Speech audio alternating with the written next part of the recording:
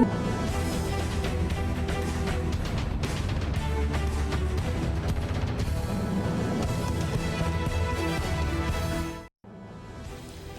utama berita Al-Hijrah 6 Januari, perkembangan banjir di Pahang dan Terengganu. Juga kanak-kanak maut ditendang sehingga usus pecah.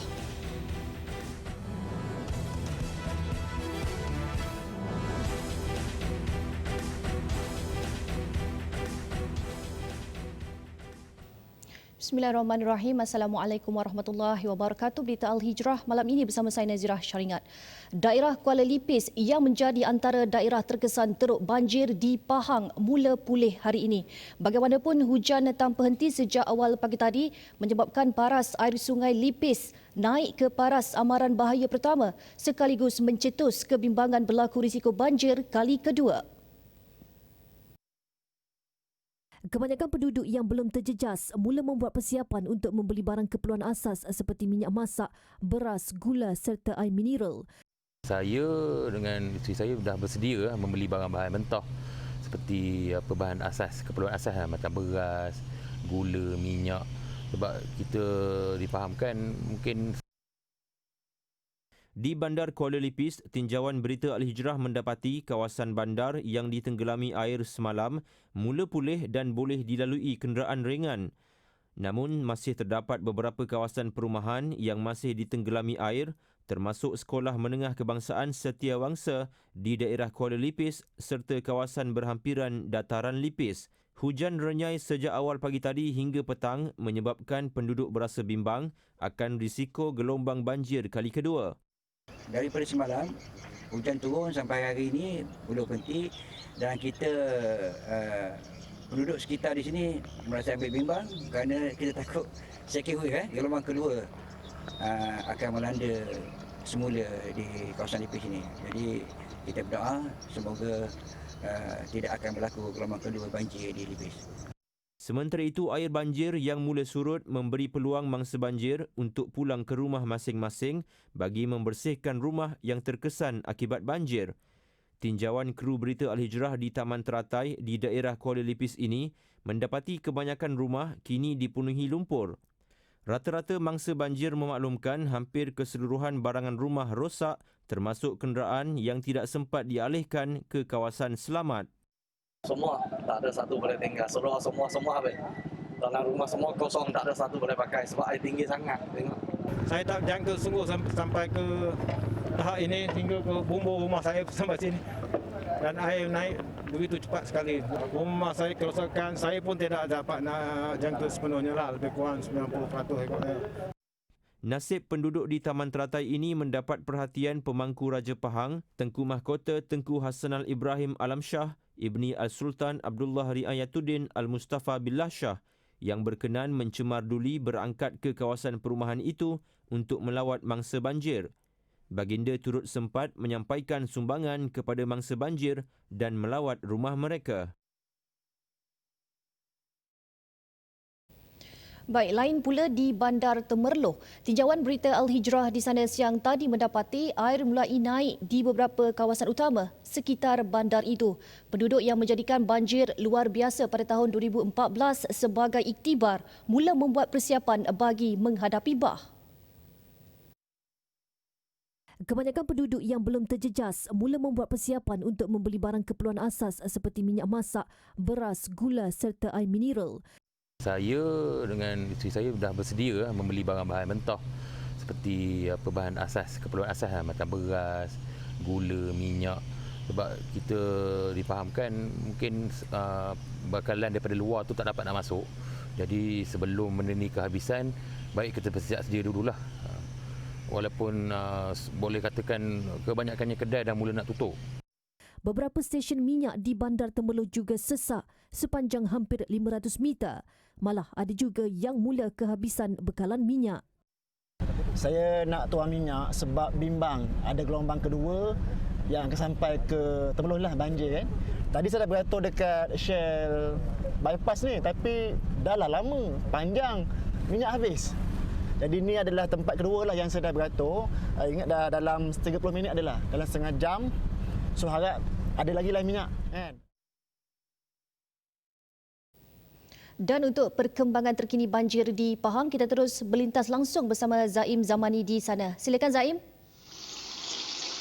Baik, terima kasih Nat di studio. Assalamualaikum warahmatullahi wabarakatuh. Ketika ini Nat Kuala Lipis Pahang bagi membawakan perkembangan terkini berkenaan dengan situasi banjir di Pahang yang merupakan antara negeri yang terjejas teruk akibat bencana pada awal tahun 2021 ini. Apa yang boleh saya katakan berkenaan dengan keadaan di Kuala Lipis ini, alhamdulillah keadaan saya lihat sudah semakin pulih dengan banyak kawasan yang dilanda banjir sejak daripada beberapa hari sebelum ini sudah pun mula reda, dengan beberapa kawasan perumahan yang sebelum ini ditenggelami air hingga ke paras bumbung sudah pun mula surut dan ada mangsa yang sudah pun boleh mula pulang ke rumah masing-masing bagi mengemas rumah masing-masing maupun menyelamatkan harta benda peribadi.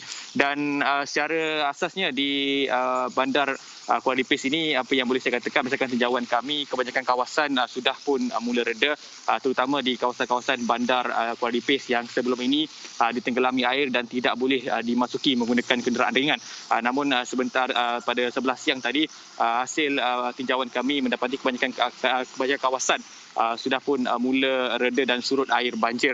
Dan untuk makluman Nat dan juga para penonton sekalian, ketika ini di Kuala Lipis ini hujan sejak dari awal pagi tadi, dan ini menyebabkan paras sungai Lipis yang berada di belakang saya ketika ini sudah pun kini diletakkan di paras bahaya amaran pertama, dan kita harapkan hujan yang turun sejak daripada awal pagi tadi akan dapat berhenti secepat mungkin bagi mengurangkan risiko berlakunya banjir kali kedua di bandar Kuala Lipis ini. Dan untuk maklumat Nat dan juga penonton, ketika ini jumlah mangsa yang masih lagi ditempatkan di pusat penempatan sementara PPS di Kuala Lipis sekitar 2,500 orang.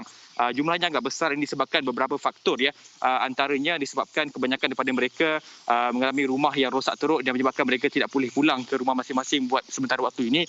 Dan selain itu juga adalah disebabkan bekalan asas seperti air dan juga elektrik masih belum pulih sepenuhnya. Selain itu juga mereka memilih untuk kekal di pusat-pusat penempatan sementara disebabkan amaran oleh Met Malaysia bahawa berkemungkinan akan berlaku risiko bencana kali kedua ya sekiranya hujan berterusan. Dan secara amnya Nat, untuk negeri Pahang ketika ini antara kawasan yang terjejas teruk ialah di sekitar Temerloh dan Marat. Kalau boleh saya kongsikan kenapa, ia disebabkan ketika ini air sungai ataupun air banjir daripada kawasan hulu Pahang, iaitu di sekitar Rauk dan juga Kuala Lipis ini sedang turun ke bahagian hilir Pahang, iaitu di sekitar Temerloh, di sekitar Maran dan juga beberapa daerah lain yang berada di hilir Pahang, yang menyebabkan kawasan-kawasan tersebut kini antara lokasi-lokasi yang terjejas teruk akibat banjir. Dan sebenarnya kami tadi cuba untuk ke daerah di Jerantut, dan namun jalan-jalan utama menuju ke Jerantut ketika ini dinaiki air dan menyebabkan kenderaan ringan maupun berat tidak dapat melalui jalan utama untuk menuju ke Jerantut. Begitu juga di Temerloh, oleh Wakil Tiba Al-Hijrah Saudara Sarwin bahawa keadaan di Temerloh ketika ini agak teruk, seakan sebuah pulau di mana laluan keluar masuk tidak boleh dilalui menggunakan kenderaan ringan. Dan kita harapkan keadaan ini dapat segera pulih bagi memudahkan urusan terutama dari segi penghantaran bantuan makanan. Dan kerana saya sempat juga bertemu dengan beberapa NGO yang dalam perjalanan untuk menghantar bantuan ke daerah seperti Jerantut dan Temerloh, di mana mereka tidak dapat meneruskan perjalanan disebabkan berlakunya jalan-jalan yang dinaiki air, menyebabkan perjalanan mereka terhenti di kawasan-kawasan yang terlibat. Dan sama-sama kita harapkan urusan semua mangsa-mangsa banjir, termasuklah pihak NGO dan juga agensi-agensi kerajaan dalam usaha untuk menyampaikan bantuan-bantuan kepada mangsa banjir akan dapat dipermudahkan pada kali ini. Dan untuk makluman ketika ini jumlah keseluruhan mangsa banjir di negeri Pahang ada sekitar 23,000, meningkat agak tinggi berbanding sekitar 18,000 pagi tadi. Dan seperti yang saya katakan tadi, kita harapkan semua urusan mangsa banjir di Pahang ini akan dapat dipermudahkan oleh Allah Subhanahu Wa Taala. Nat. Baik, terima kasih Zaim di atas perkongsian situasi terkini banjir di Pahang. Baik, kita ke laporan seterusnya. Di Terengganu, Polis Diraja Malaysia bersedia menambah bilangan anggota dan asetnya ke lokasi terjejas jika banjir semakin buruk dalam masa terdekat.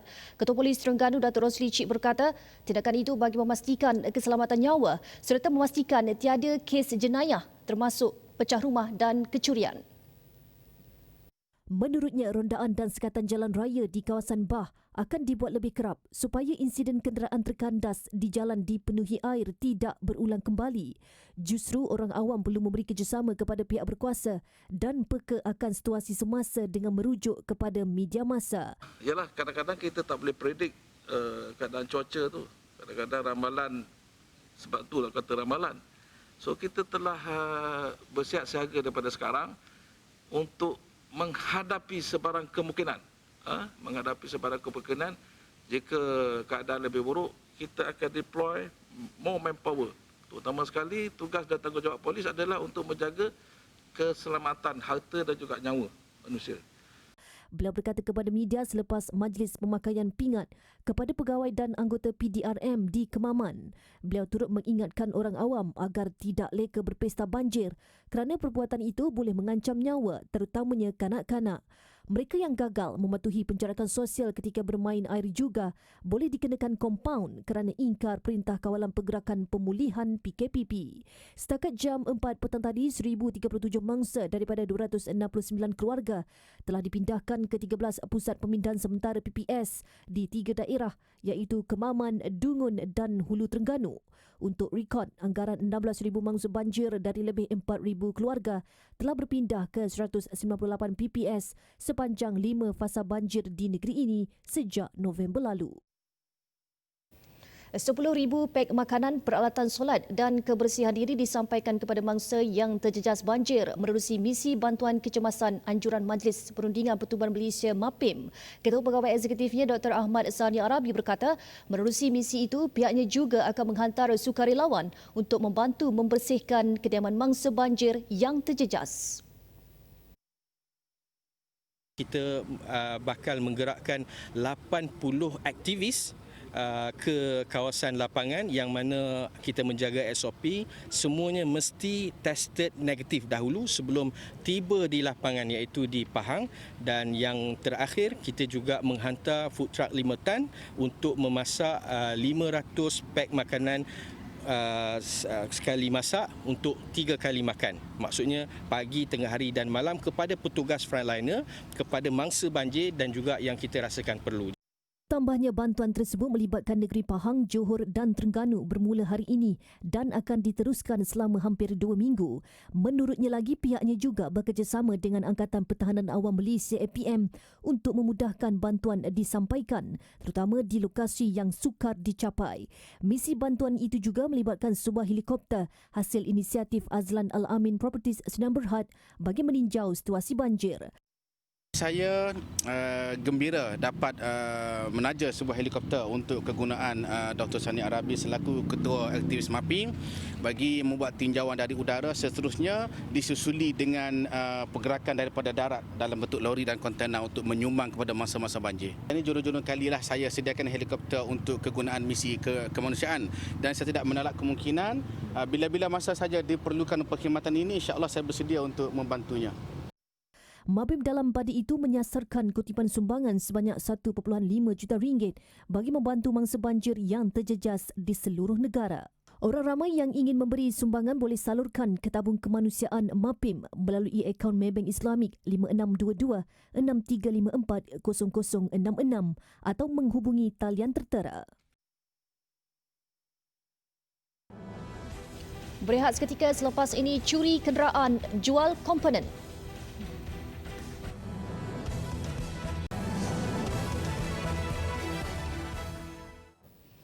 Alhamdulillah, bertemu kembali. Disepak dan ditendang sehingga usus pecah. Itu nasib yang menimpa seorang kanak-kanak perempuan 5 tahun yang maut dipercayai didera nenek saudaranya 30 Disember lalu. Mangsa dipercayai diperlakukan sedemikian oleh suspek yang juga warga Indonesia berusia 55 tahun sejak tinggal bersama pada 2017. Ketua Polis Daerah Gombak, Asisten Komisioner Arifai Tarawi berkata, mangsa ditemui tidak sedarkan diri oleh ibu saudaranya di rumah mereka di kampung Sungai Cincin jam 7 malam sebelum menghubungi ambulans. Keluarga mangsa pada mulanya mendakwa mangsa mengalami sakit perut dan muntah sebelum ditemui tidak sedarkan diri di ruang tamu. Hasil bedah siasat yang dijalankan mendapati mangsa maut akibat kecederaan pada ususnya yang pecah dipercayai akibat didera. Susulan itu, polis menahan 6 individu iaitu 3 lelaki dan 3 wanita berusia 25 hingga 55 tahun termasuk suspek utama yang juga nenek saudara mangsa. Sebelum tu, untuk dimaklumkan bahawa ayah dan ibu si mati ini telah berpisah sejak tahun 2017 dan si mati yang kena malam tadi tinggal bersama dengan saudaranya, dijaga oleh nenek saudaranya bersama dengan 2 lagi adik yang lain. Okey, setelah bedah siasat kita perolehi, kita laksanakan siasatan lanjut. Hasil siasatan lanjut ini mendedahkan berlakunya penderaan terhadap kanak-kanak Malang ini menggunakan pelbagai objek lah ya, antaranya adalah rotan yang kita rampas ni. Rotan, kita ada kesan-kesan rotan lah. Pemeriksaan lanjut juga menemui kesan parut lama tubuh mangsa dicucuh dengan ubat nyamuk yang dibakar. Siasatan juga tidak menolak kemungkinan suspek mendera mangsa yang tidak mampu berjalan dan berdiri kerana sering buang air besar tanpa sedar. Curi kenderaan sebelum leraikan di bengkel haram yang dibina di kawasan lot parkir rumah mangsa. Itu modus operandi 3 lelaki yang terlibat dalam kegiatan mencuri kenderaan sebelum meraikan bahagian enjin untuk dijual semula. Kegiatan itu terbongkar selepas polis menerima laporan daripada seorang lelaki mengenai kehilangan kereta Honda Civicnya pada 15 Disember lepas. Hasil siasatan, polis berjaya mengesan seorang lelaki yang mencurigakan memandu sebuah perdua kancil di Pekan Rawang pada 2 Januari lalu. Bertindak atas maklumat, polis melakukan serbuan ke bengkel haram yang dibina di kawasan parkir sebuah flat di Rawang Perdana pada petang Ahad lepas. Ketika serbuan, seorang lagi suspek didapati sedang meleraikan komponen dan bahagian enjin Honda Civic milik pengadu.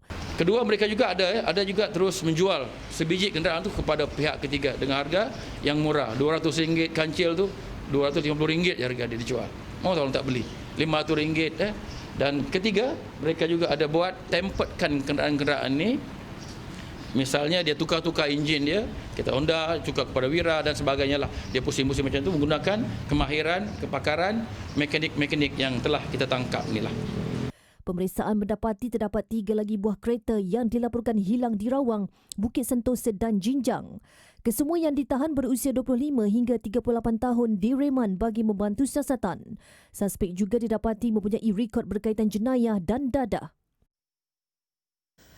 Kerajaan akan meminda akta berkaitan pensijilan halal bagi mengelakkan berlaku pertindihan selain memperkemas undang-undang sedia ada. Menteri di Jabatan Perdana Menteri Datuk Seri Dr. Zulkifli Muhammad Al-Bakri berkata pihak berkuasa juga akan melaksanakan pendigitalan kod bar produk makanan halal. Menurut beliau, ada beberapa tindakan yang dilihat lebih berkesan dan satu mekanisme atau persediaan telah dilakukan ke arah itu. Pihaknya juga bersedia mempereratkan lagi jalanan kerjasama dengan Suruhanjaya Pencegahan Rasuah Malaysia SPRM, khususnya dalam audit yang dilaksanakan terhadap loji penyembelihan di luar negara sebelum diberi kebenaran mengeksport daging ke negara ini. Menurutnya, hubungan dengan SPRM yang telah sedia terjalin itu akan dieratkan lagi mengikut kesesuaian pelaksanaan isu yang berkait dengan rasuah dan salah guna kuasa. Kes baru harian COVID-19 merekodkan jumlah tertinggi iaitu 2,593 kes hari ini, manakala 4 lagi kematian dilaporkan. Pertambahan ini menjadikan jumlah kes aktif dengan keberjangkitan menokok kepada 24,347 kes. 13 kluster baru turut dikenal pasti hari ini, menjadikan ia kluster harian tertinggi pernah direkodkan setakat ini. Selangor melaporkan kes harian baru tertinggi dengan 965 kes, diikuti Johor dengan 571 kes. Dengan kes baharu harian tertinggi hari ini, kadar keberjangkitan atau nilai R0 dijangka melebihi 1.2. Dalam pada itu, Kementerian Kesihatan Malaysia KKM juga sedang mengkaji strategi baharu untuk dikemukakan kepada Majlis Keselamatan Negara MKN susulan peningkatan kes COVID-19 selepas kelonggaran merentas daerah. Dan berikut harga emas semasa yang dibawakan oleh Makmur Gold.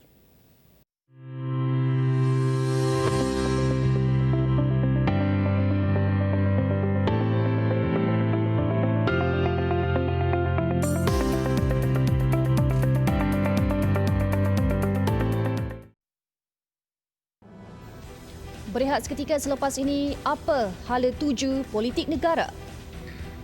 Alhamdulillah masih bersama Berita Al-Hijrah. Perancangan untuk mengadakan pilihan raya umum PRU ke-15 ketika COVID-19 belum dapat dikawal disifatkan sebagai tidak bertanggungjawab. Kenyataan itu disuarakan Timbalan Ketua UMNO Bahagian Rembau, Khairi Jamaluddin Abu Bakar. Meskipun pihak yang menuntut PRU diadakan ialah mereka dari partinya sendiri. Khairi Jamaluddin menerusi Twitternya berkata tuntutan agar PRU diadakan dalam masa terdekat adalah tidak bertanggungjawab. Presiden UMNO Datuk Seri Dr. Ahmad Zaid Hamidi pada Ahad lalu dilaporkan berkata parti itu mahu supaya PRU 15 diadakan dengan segera bagi memberi laluan kepada pembentukan kerajaan baharu yang berjaya memperoleh mandat rakyat. Sementara itu, Khairi Jamaluddin semalam berkata beliau sedia melepaskan jawatannya dalam kabinet jika diarahkan UMNO. Namun dalam masa sama beliau menegaskan keterbukaan untuk meletakkan jawatan dalam kabinet ialah isu berbeza berbanding kesaan mengadakan PRU 15. Baik, sementara itu Ketua Bahagian UMNO Sembrong Datuk Seri Hishamuddin Husin dalam reaksinya berkata UMNO perlu membuat keputusan teliti bagi menentukan rakan politiknya menjelang pilihan raya umum ke-15 jika ia enggan meneruskan kerjasama dengan Parti Pribumi Bersatu Malaysia Bersatu. Menerusi Facebooknya, beliau berkata dalam membuat perancangan serta menentukan kerjasama politik, parti itu harus ada hala tuju, objektif dan sebab yang jelas. Beliau yang juga Menteri Luar menegaskan sekiranya membuat keputusan untuk tidak meneruskan kerjasama dengan Bersatu, parti harus memutuskan dengan siapa UMNO akan bekerjasama menjelang PRU 15. Keputusan yang dibuat katanya bakal menentukan jatuh bangun UMNO selain memberi kesan terhadap nilai, asas perjuangan dan kedudukan parti itu pada pilihan raya akan datang. Tambahan pula negara sedang berdepan kes harian COVID-19 yang tinggi, masalah banjir serta ekonomi yang sedang dipulihkan. Apatah lagi pemimpin UMNO katanya mewakili kementerian penting dalam negara dan ini adalah masa untuk UMNO membuktikan kepada rakyat bahawa parti itu bersungguh-sungguh dalam mengurus krisis serta menitik beratkan kepentingan rakyat. Dalam pada itu, Datuk Seri Hishamuddin menjelaskan jika UMNO memutuskan bahawa semua menteri daripada parti berkenaan perlu meletak jawatan, beliau akan patuh dan berbuat sedemikian. Baik, bagi mendapatkan reaksi berhubung situasi politik negara, kita bersama penganalisis politik dari Universiti Melaya, Profesor Madya Dr. Awang Azman Awang Pawi yang kini di talian Skype. Assalamualaikum, Doktor. Waalaikumsalam. Apa khabar? Alhamdulillah, sihat. Baik, Doktor. Politik negara nampaknya masih belum reda dan UMNO berpandangan mandat perlu dikembalikan kepada rakyat bagi menstabilkan kedudukan kerajaan, Doktor. Jadi dalam situasi negara yang masih berdepan pandemik dan ekonomi sedang dipulihkan, bagaimana reaksi Doktor berhubung perkara ini? Silakan. Okey, yang pertama kita perlu terima hakikat kerajaan yang ada sekarang ini merupakan kerajaan yang mempunyai majoriti yang tipis. Jadi apabila mempunyai majoriti yang tipis, pesaing sama ada di luar kerajaan ataupun di dalam kerajaan itu sendiri akan berebut untuk melakukan perubahan ataupun mengambil alih kerajaan. Ini merupakan situasi politik yang biasa berlaku akibat daripada majoriti yang agak tipis. Namun saya kira kalau diadakan pilihan raya pada masa sekarang, saya kira keputusannya pun barangkali hampir sama, tidak jauh berubah, kecualilah parti yang ada sekarang ini sama ada UMNO khususnya dapat bekerjasama dengan parti-parti yang lain yang boleh menerima ideologi dan juga kepentingan parti dan negara. Jika selagi mereka dalam suasana yang lebih kurang sama dan bentuk kerajaan, maka tidak ada perubahan yang begitu besar yang berlaku. Jadi ia bergantung pada kerjasama dengan komponen mana untuk memastikan mendapat sokongan majoriti gabungan kerjasama tersebut. Namun dalam konteks ini ternyata pilihan raya bukanlah salah satu penyelesaian krisis politik. Banyak lagi cara untuk menyelesaikan krisis politik selain daripada pilihan raya umum. Baik, jika PRU 15 diputuskan akan diadakan dalam masa terdekat, adakah ia akan menyelesaikan krisis politik dan adakah keputusan itu akan memberi lebih kebaikan kepada rakyat? Silakan, Doktor. Saya kira memang keputusan tersebut saya kata jika diadakan pilihan raya ia bergantung kepada keputusan pilihan raya tersebut. Kalau majoriti itu keputusannya kuat di kalangan blok politik, parti itu kerajaan menjadi lebih stabil. Tapi kalau suasananya masih lebih kurang sama, kerajaan akan terus terombang-ambing. Jadi kita lihat benda ini dari segi kelebihan kepada rakyat, saya kira rakyat kurang mendapat impak sepenuhnya berbanding orang politik yang bagi dapat kuasa baru, dapat pegawai baru, dapat menjadi menteri baru dan sebagainya. Tapi untuk rakyat, saya kira impak dia agak kurang kecuali terdapat perubahan dasar yang dilakukan oleh kerajaan baru. Seperti mengadakan moratorium semula, contoh. Membuka air Cina tanpa syarat. Ataupun yang berani melakukan dasar yang lebih baik lagi tanpa melibatkan peluang daripada rakyat, memberikan subsidi kepada rakyat dengan lebih wajar sebagaimana dilakukan oleh negara seperti di Singapura, di Eropah dan beberapa negara termasuk di Taiwan. Jadi perkara ini saya kira secara umumnya tidak kurang memberikan impak besar kepada rakyat kecuali kerajaan baru itu berani melakukan perubahan yang lebih baik, terutamanya bantuan dari segi situasi ekonomi, terutama kepada rakyat yang terjejas dan juga pada rakyat secara umumnya. Ya, baik. Terima kasih doktor di atas reaksi itu tadi. Itu saja masa yang kita ada, doktor. Ya, terima kasih. Sama. Baik, itu dia tadi Profesor Madya Dr. Awang Azman Awang Kepawi, iaitu penganalisis politik dari Universiti Malaya UM. Baik, berita Al-Hijrah berakhir di sini. Untuk kupasan mendalam mengenai situasi politik tanah air, jangan lupa saksikan analisis 9 malam ini dengan topik politik bergolak, anak muda muak bersama hos Finas Yunus. Baik, sekian untuk malam ini. Saya Nazira Syaringat. Assalamualaikum warahmatullahi wabarakatuh dan selamat malam.